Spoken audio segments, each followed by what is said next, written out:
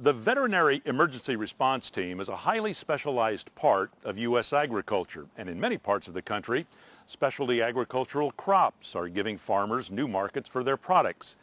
Like a group we met in northern Florida who sell a special kind of honey and leave the harvesting to others.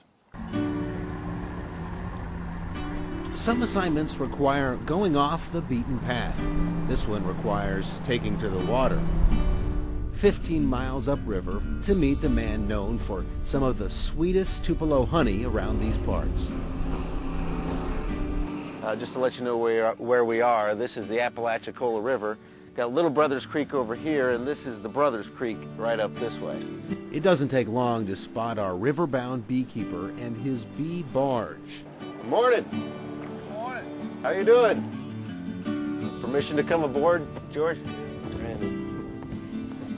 Just be careful. The bee barge, huh? Is this the bee barge? Honey bee barge? Yes, it's our bee barge. It's not real big, but it gets the work done. Today, George's boat is loaded with dozens of empty hives, ready for his reclusive bees to do their handiwork. Well, if it wasn't for the barge, we couldn't make the Tupelo as we know it. And if it wasn't for the Tupelo, we wouldn't be in the bee business.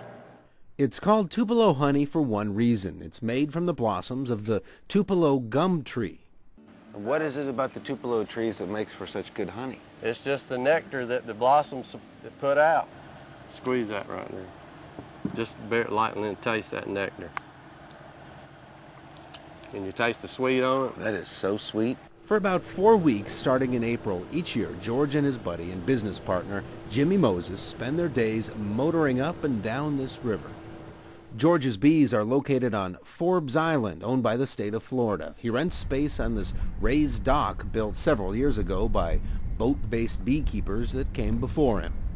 Welcome to the bee dock. Welcome to the bee dock, that's right, for sure. There are several dozen hives on the dock and bees flying everywhere. First order of business, get the smoker going. They take on a lot calmer attitude after you smoke them. All beekeepers use smoke. Within a couple of weeks, all the blossoms will be off the Tupelo trees and there won't be any more work for the bees to do here. George and Jimmy now have to see how well they've done so far. How's it look? It looks pretty full. These bees on this river is kind of like people. They're in a nice place and they just they're not upset when they're up here. They're not mean, they're not aggressive. These are fairly quiet bees.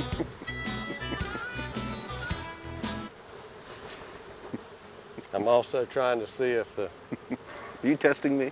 if the nectar's wet. See, that's a pretty gold frame. Noise is one thing that kind of gets bees upset. It triggers a chemical in their brain that gives them the sense that danger's near. So a lot of noise, hammering and beating around and bumping could cause trouble. So you're telling me, be quiet?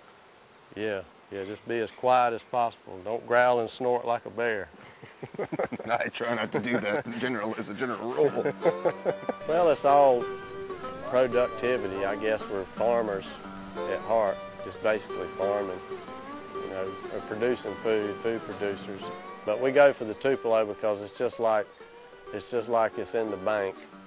Money in the bank. Money in the bank. Like I said earlier, we've had 2 years out of 16 that we didn't make a lot of Tupelo. But overall, if you look at it overall, we've done pretty good. Well, I started out as a shrimper and stayed in the small boat and the big boat shrimping industry for quite some time. And then after that, I went into crabbing, gill net fishing, flounder gigging, and then after about the early 90s, I started into the bees and just got a land job and just kind of scaled way back on the seafood. We robbing the honey. Honey robbers. This stainless steel cylinder spins the hive frames fast enough to force the honey to the edges. Now look down on the walls of this thing. Whenever I get going, see it starting to come out? Oh, look at that. It's about as fresh as you can get, isn't it? About as fresh as you can get right here. Might be folks in other parts of the country have never had Tupelo honey. Yeah, that's right. What would you tell them about it? I'll tell them they ought to try it. What do you think? Good. Yeah? Tupelo. almost like bubble gum. That's good stuff. This what you were hoping for this year? Oh yeah, that's a blessing. You could just drink this in a glass. Just pass it around. Tupelo honey. Fresh from the hive. One of the unstung heroes of the bee world is Haagen-Dazs. That's right, the ice cream people. Nearly 40% of its flavors are linked to fruits and nuts pollinated by bees, and a portion of Haagen-Dazs proceeds helps fund bee research right here at UC Davis. And that's our show for today. We thank you for watching. I'm Paul Ryan, and we want to see you next time right here in America's Heartland.